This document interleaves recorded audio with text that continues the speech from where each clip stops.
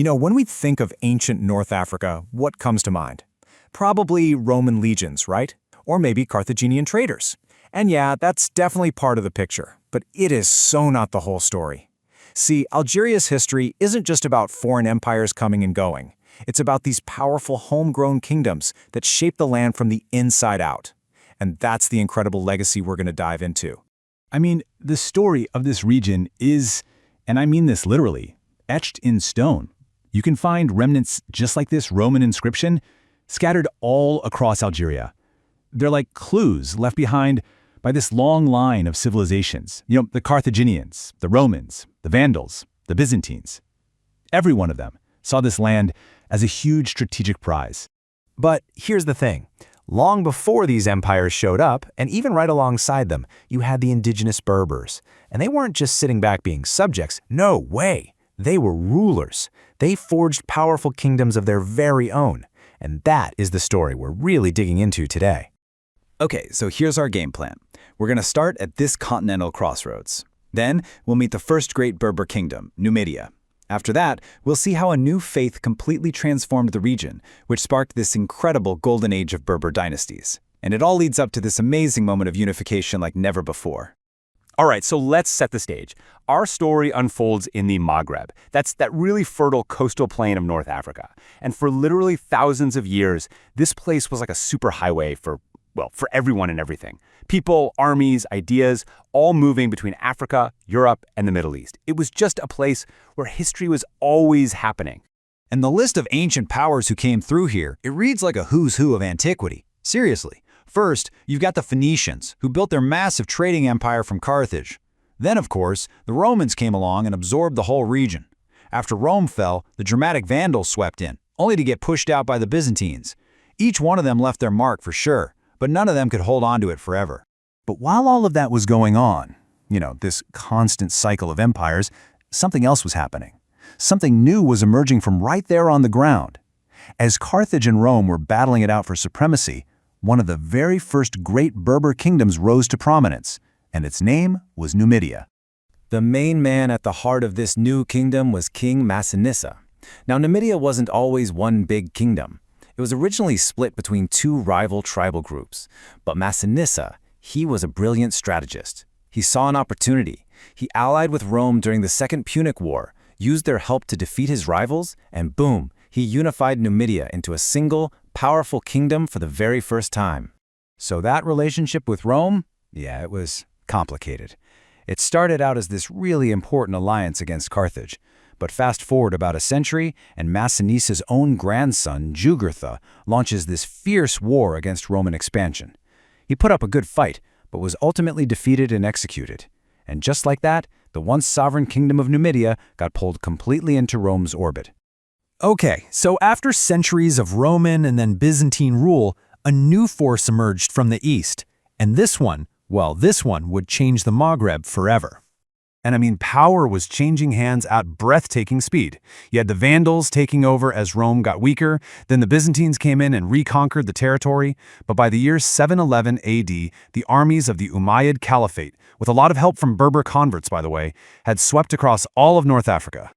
And this is the crucial point, right? This wasn't just a change of who was in charge. The arrival of Islam in the Arabic language sparked this incredibly profound transformation. We're talking new social structures, new economic systems, and it connected the entire region, culturally and religiously, to the vast Arab world. A total game changer. So after that initial conquest, the central authority from those faraway caliphates started to weaken over time. You can probably guess what happened next, right? This created a huge opportunity, and it led to what a lot of people see as a golden age of indigenous rule, the rise of these incredibly powerful Berber dynasties. Just look at this list. This wasn't one single unified state. Oh no, it was this vibrant, chaotic, absolutely brilliant landscape of competing kingdoms. You can almost think of it like a North African Game of Thrones. You had dynasties like the Almoravids and the Almohads building these vast empires that stretched all the way from West Africa up into Spain. This was a true golden age of Berber power and influence. Okay, to really get a feel for this, let's zoom in on one key example, the Zirids. Now, they started out as loyal governors for the Fatimid Caliphate, basically ruling the Maghreb for them.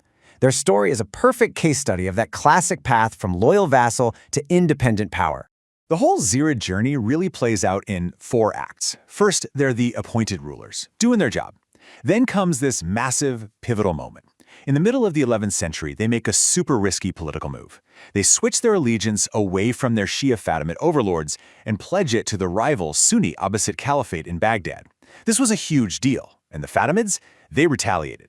They sent in nomadic Arab tribes, the Banu Hilal, whose invasions just devastated the land and shattered Zirid power. After that, they were fatally weakened, and about a century later, their last stronghold fell to the Normans. And this fragmentation just shows you how intense the internal politics of the era were. I mean, even before those invasions, the Zirid state was already fracturing from the inside. A branch of the family, the Hamidids, just broke away to form their own kingdom. The whole Maghreb had become this incredibly complex chessboard of competing local powers. So, you have all this fragmentation, all this conflict, but it was all setting the stage for one of the most significant moments in the entire region's history, a unification, driven by, you guessed it, yet another Berber movement. And this new force was called the Almohads. What started out as a really strict religious reform movement, well, it quickly morphed into this unstoppable military and political juggernaut that would just sweep across the entire Maghreb. And get this, by the year 1160, the Almohad leader Abd al-Mu'min had done something nobody before him had ever managed to do. He conquered the entire Maghreb. We're talking from the Atlantic coast of Morocco all the way to Libya, creating one single vast empire. Just look at this incredible structure. This is the Royal Mausoleum of Mauritania. It was built for a Berber king, Juba II, and his wife, Cleopatra Selene II. And yes, when I say Cleopatra, I mean the daughter of that Cleopatra of Egypt.